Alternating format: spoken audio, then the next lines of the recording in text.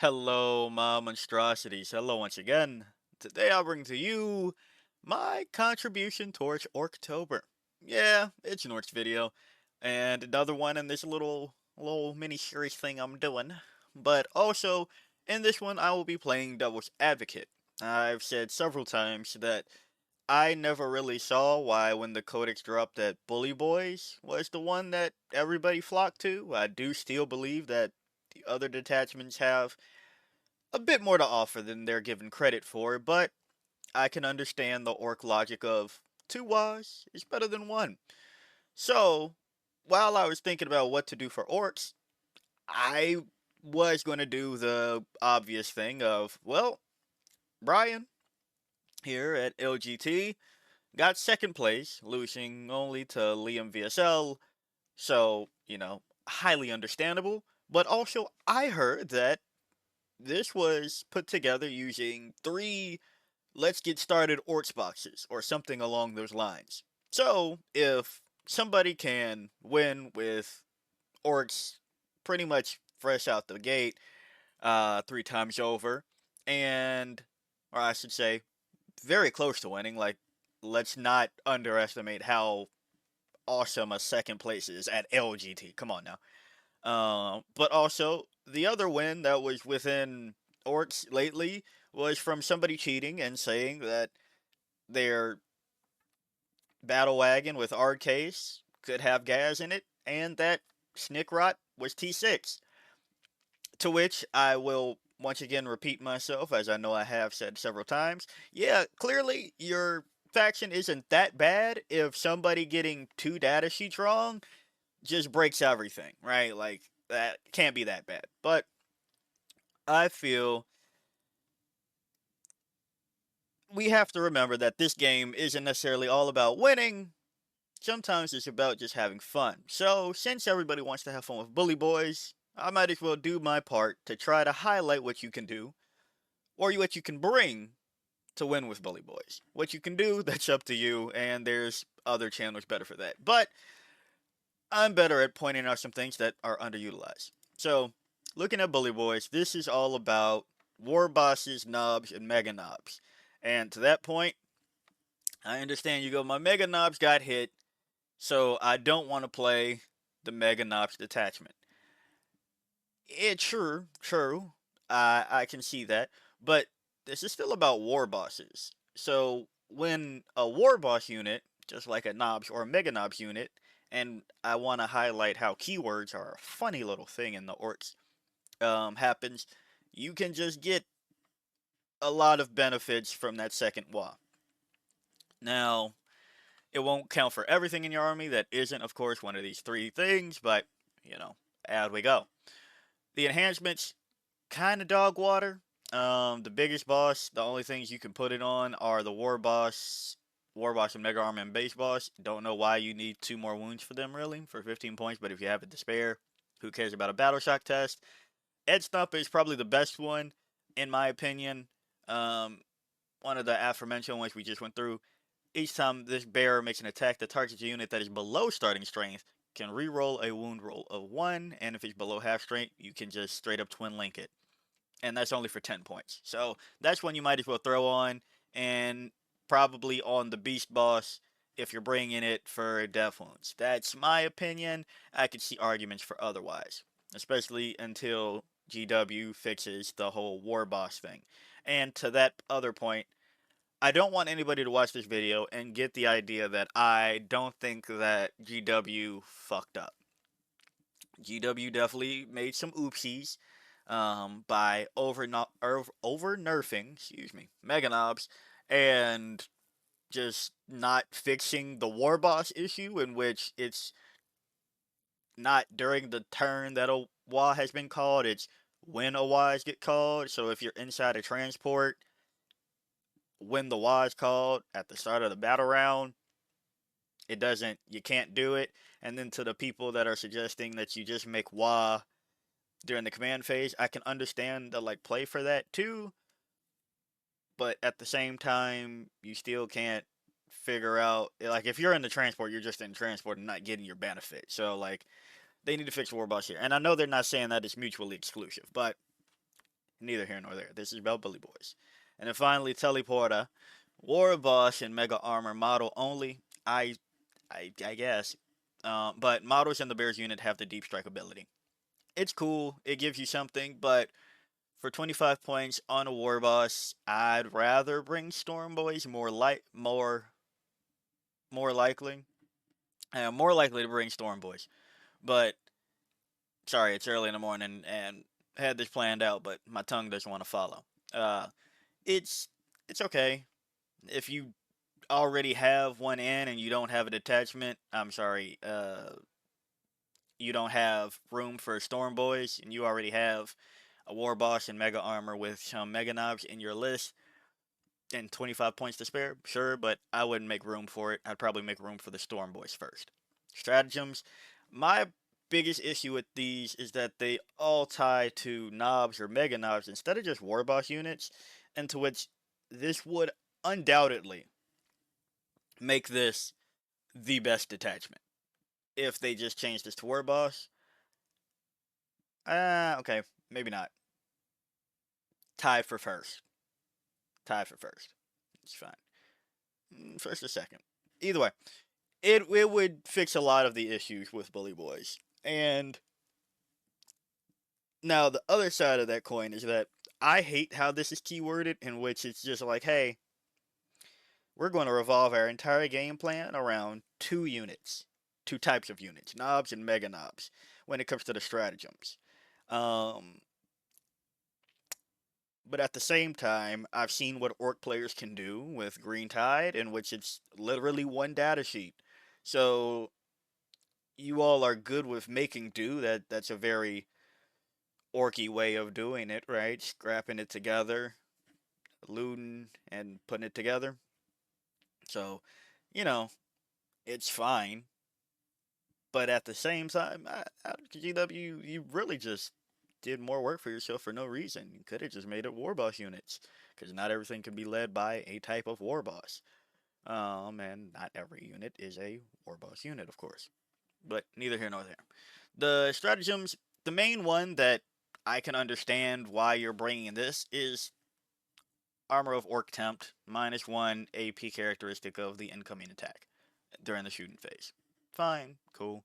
Arm to the Teeth gives you reroll hits of ones for whatever you don't already have it on. Full rerolls to hit if the WA is active for that unit. Engagement range, you get Crushing Impact, which is uh, basically just tank shock for knobs and mega knobs units. Fine, but realistically, are you doing that? I feel like you're probably throwing grenades and not waiting for this, but hey, it's an option.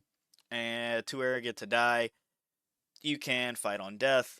Desperate escape test for cut 'em down is an interesting one.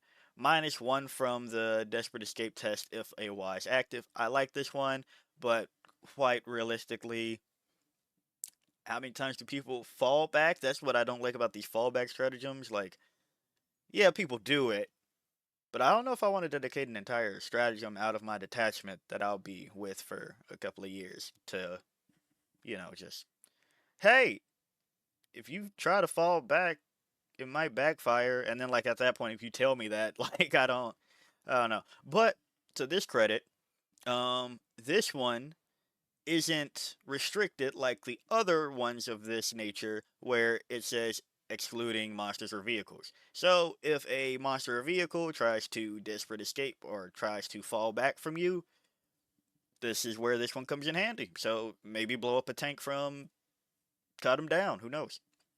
And then finally, um, consolidate better. I really don't know why they keep throwing this in everything. It seems like when they run out of steam or what to do, they just throw that there. But on to the data sheets and how to make Bully Boys better.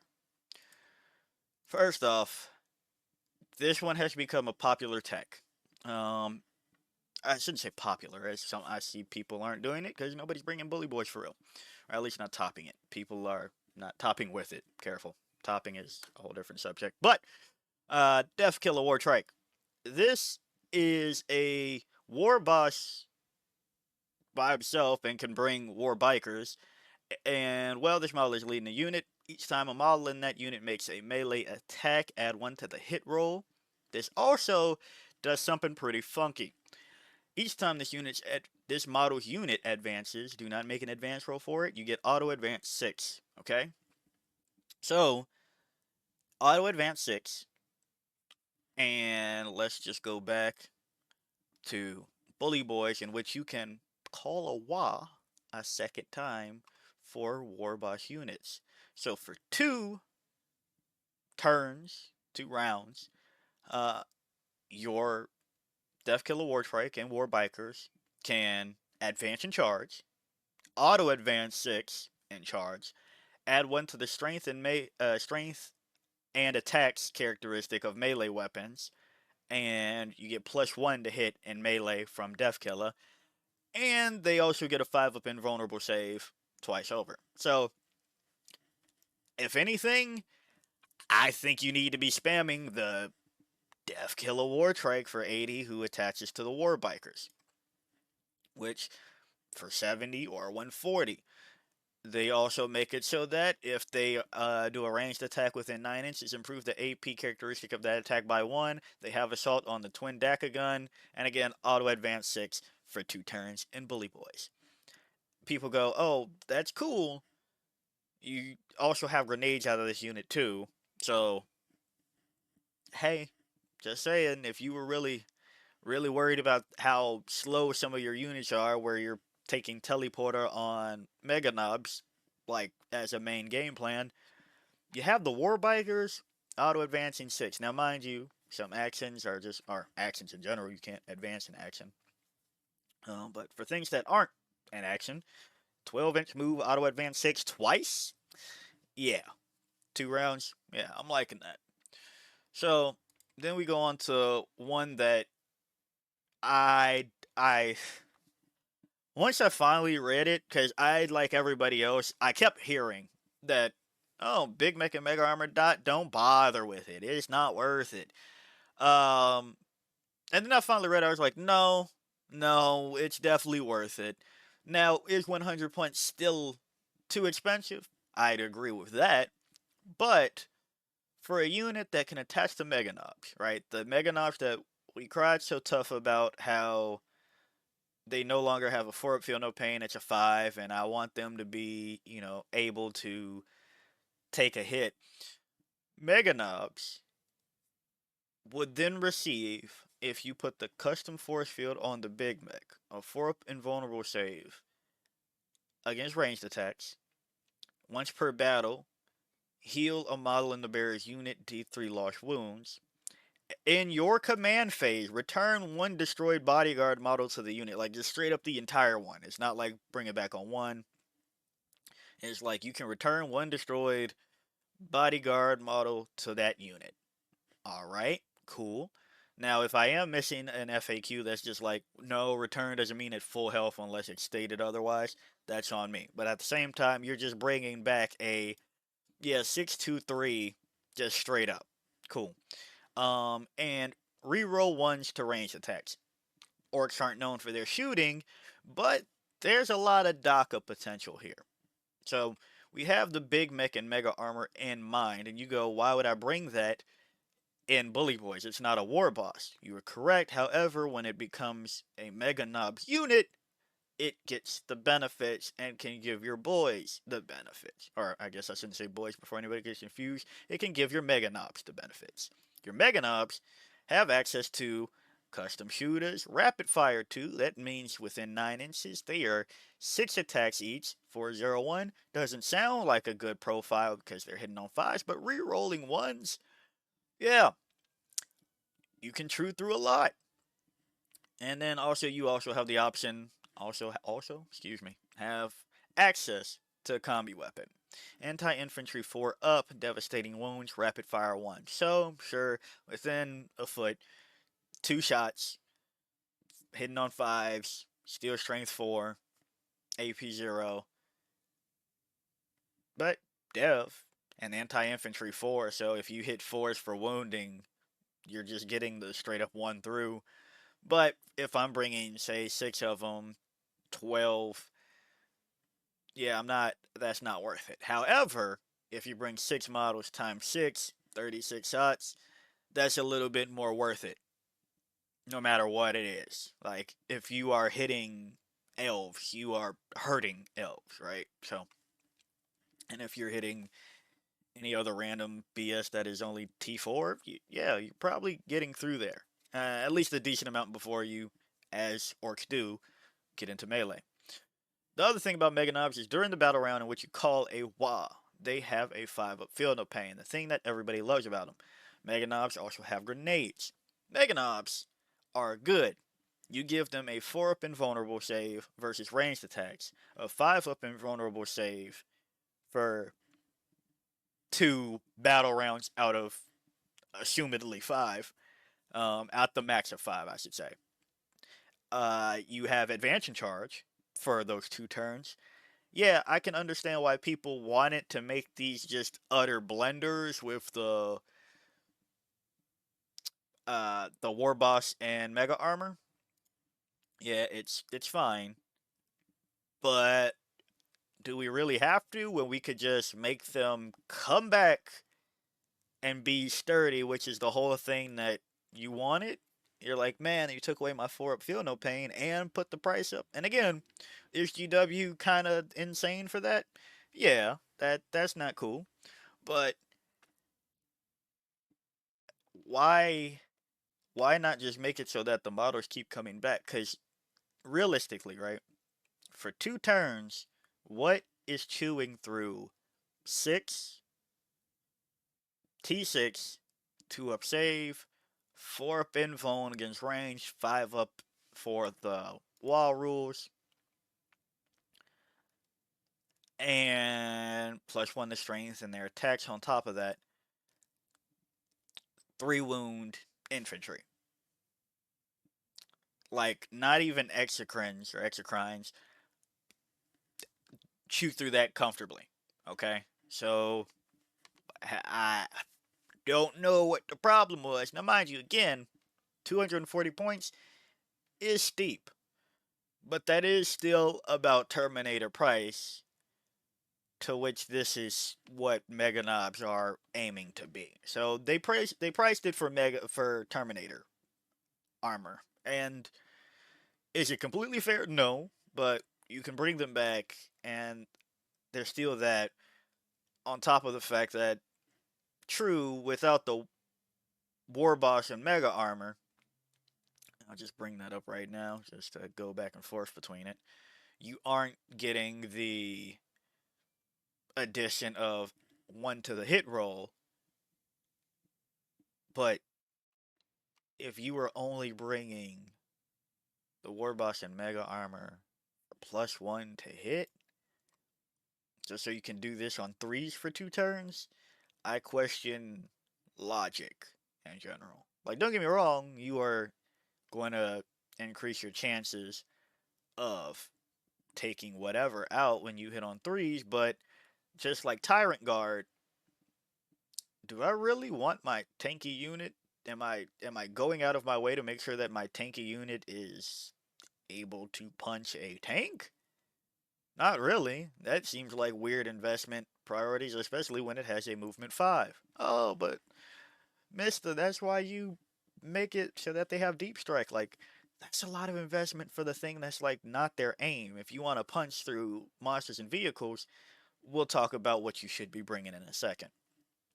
So that's kind of just a highlight of the game plan was fucked from the beginning, right? Going over to these lists, I saw only one of these winning lists, and these past few months, as you can see, we're at 531, and we're getting to Halloween pretty soon. So in the past 5 months, only one of these lists, Tim Snyder, was like, "Yeah, I'm bringing the Big Mech and Mega Armor because they do the thing that I claimed that I wanted, right?" And also was keen to the Flash gets first up. Or early, I shouldn't say first up. A lot of Storm Boys for the list, but. And even to that point, let's see. Okay. A lot of Storm Boys and a deep striking unit with the War Butt. Actually, do you have enough? I see. Meganoms, 1, 2, 3. And is it only 2? Yeah, okay. So, a lot of deep striking. Deep striking Orks probably is a scary thought, but Storm Boys aren't the hardest hitting thing in the world. So, only Tim. Now, if you don't believe me, you can also just go through this. I'll just quickly. Don't know if this is going to be epilepsy territory, but careful. I'm going quickly through the list. Right, like the only one is Tim, who was like, "Yeah, my tanky unit that is supposed to absorb hits, let's make it tankier and bring back the model to absorb more hits." Like, so shout out Tim. And moving on, we already talked about the war boss, but again, I get it. You wanted your war boss to make that a damage characteristic of a 3, which is +1 damage, and then sure, 5, 13, 2, 3 does hurt hitting on 2s. But like, again, if you want to get through something, you can use the Beast Nagas.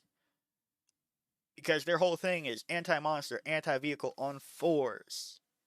Instead of on 4 and then on 3 for 2 rounds. Like, you know, and dev wounds on top of that. But here we go to the next part of this is a thing you should be using that admittedly people were already using, but the Beast Boss is a war boss. And when this model is leading a unit, each time a model in that unit makes a melee attack, add 1 to the hit roll. Oh, would you look at that? They do that over here too.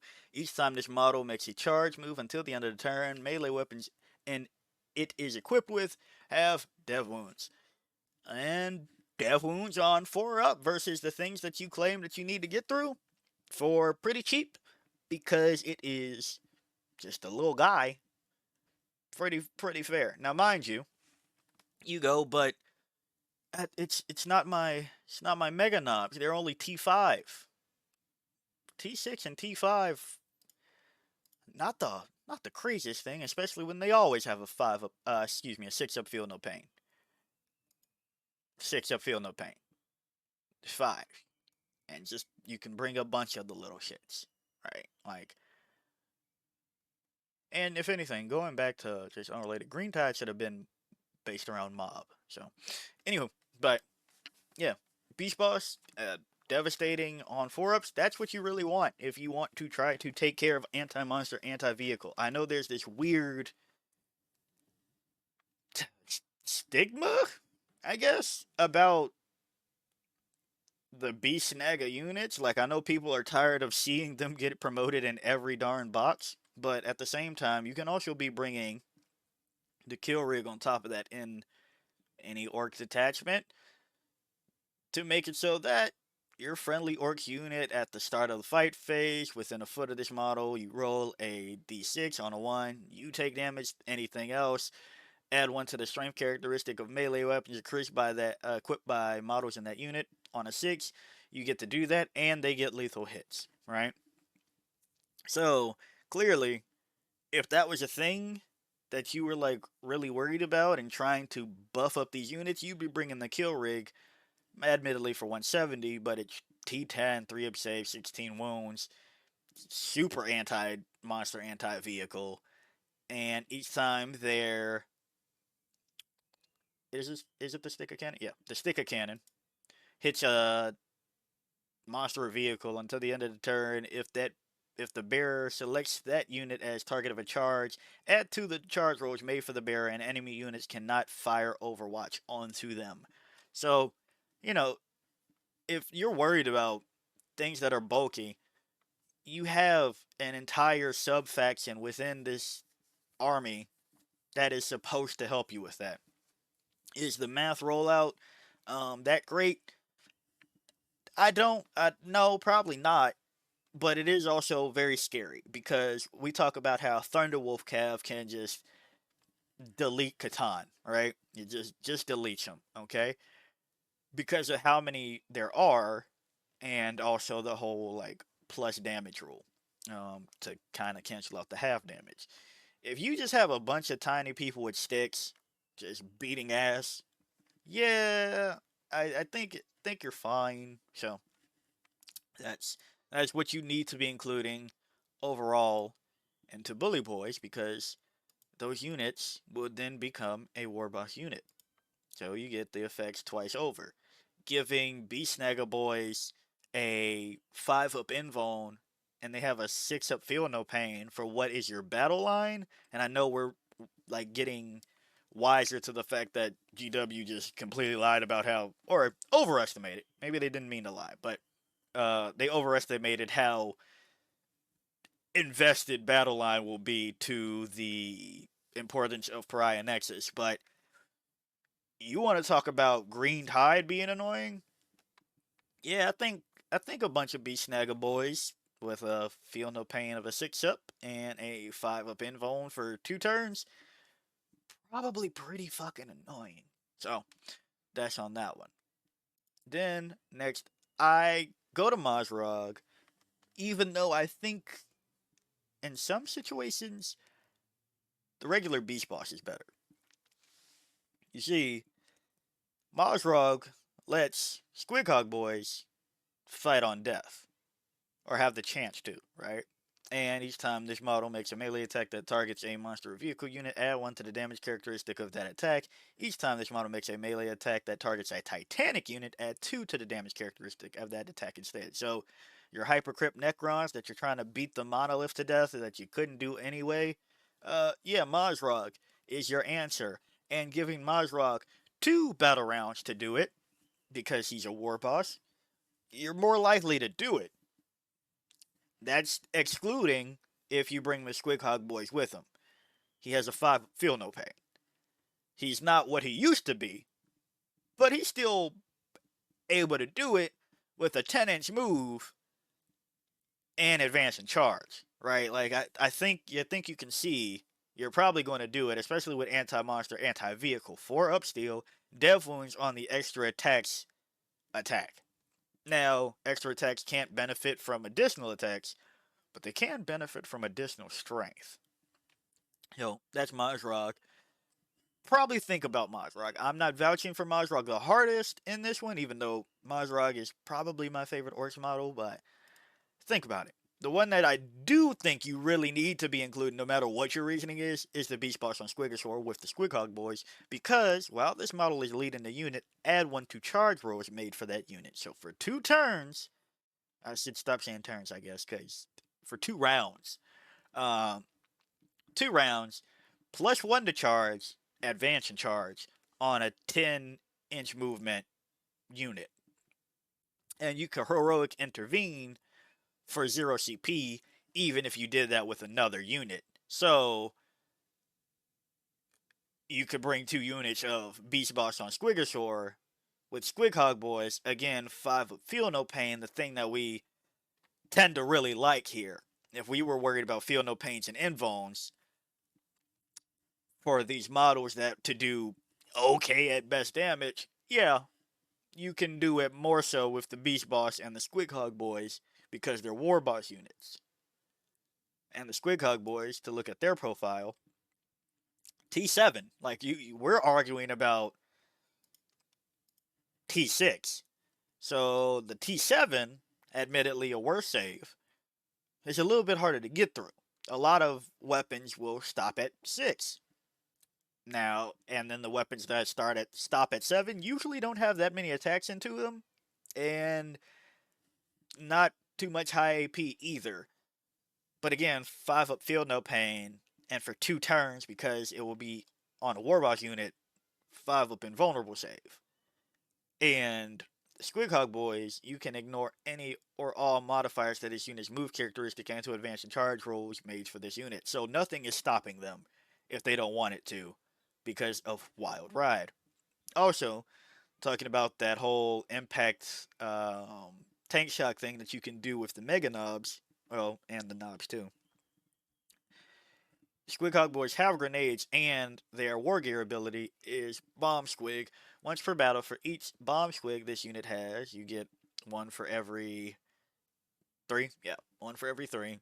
At this unit ends a normal move, you can select 1 enemy unit within 12 inches of it and roll 1d6 on a 2-up. That unit suffers D3 mortal wounds. So you can do this and you still have access to grenades. Right? So if that was the concern, right? And let's just talk about their profile on top of that. They have Stika for the um well, every Squig Hug Boy. I thought Stika was just on the boss to knob on Smash the Squig.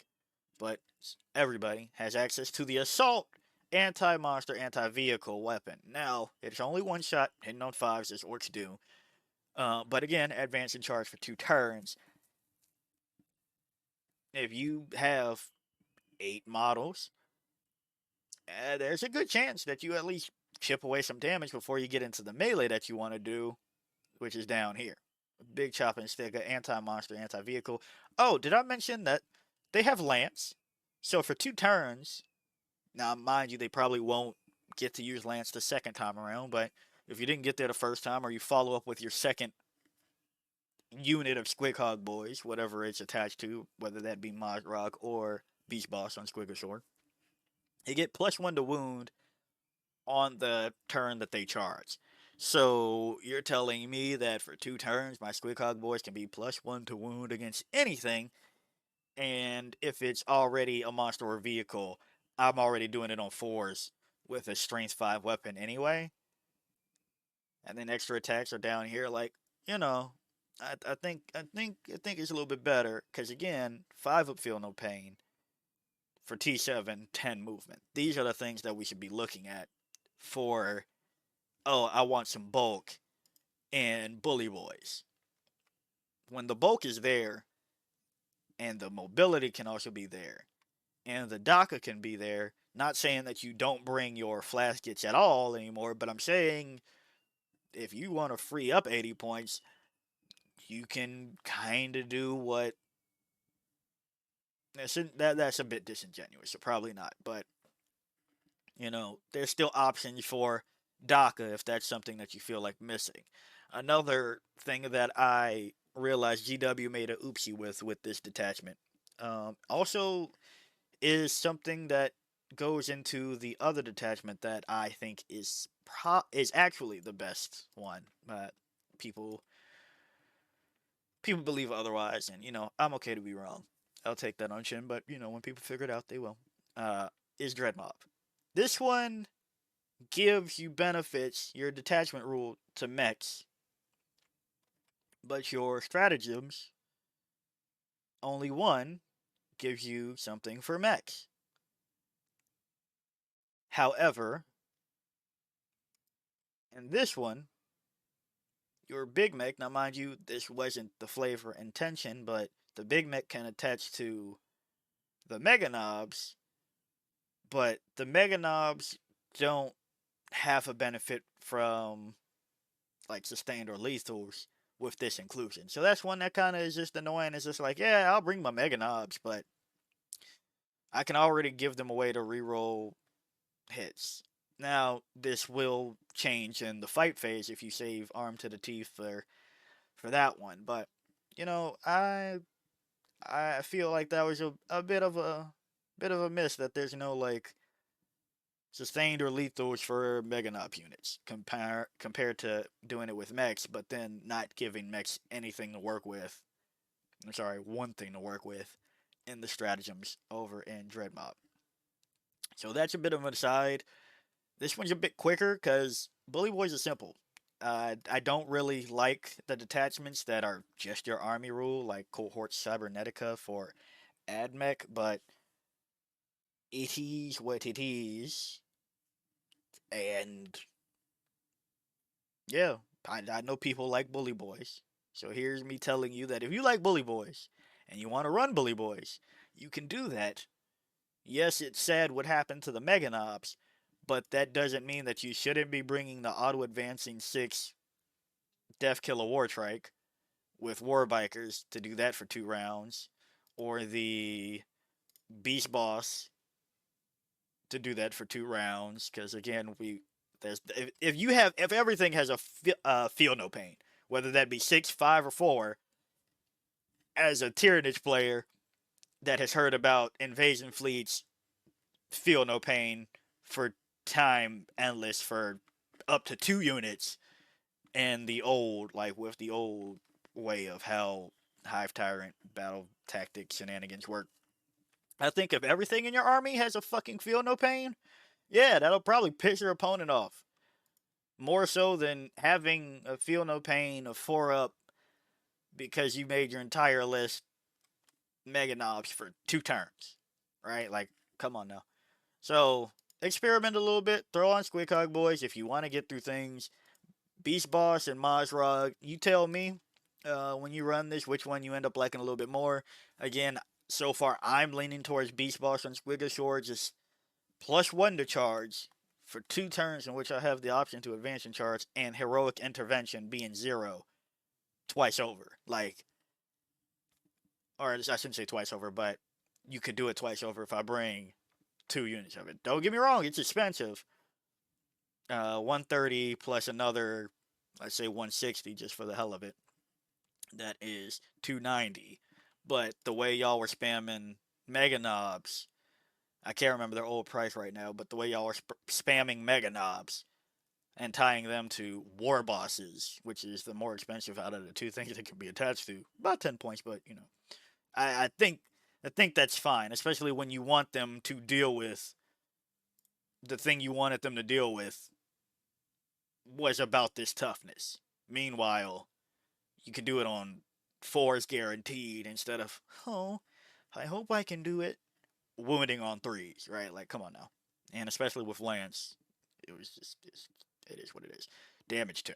So, yeah, like Bully Boys, I can kind of see the light.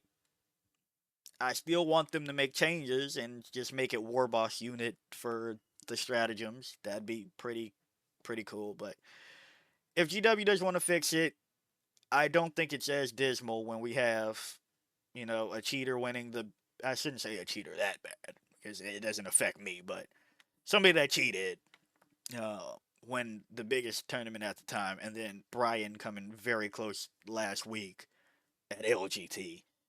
I don't think the faction is as dismal as people want to make it seem. So yeah, if you like the video, like it. Got a comment from me, comment. And until next time, peace out, my monstrosities.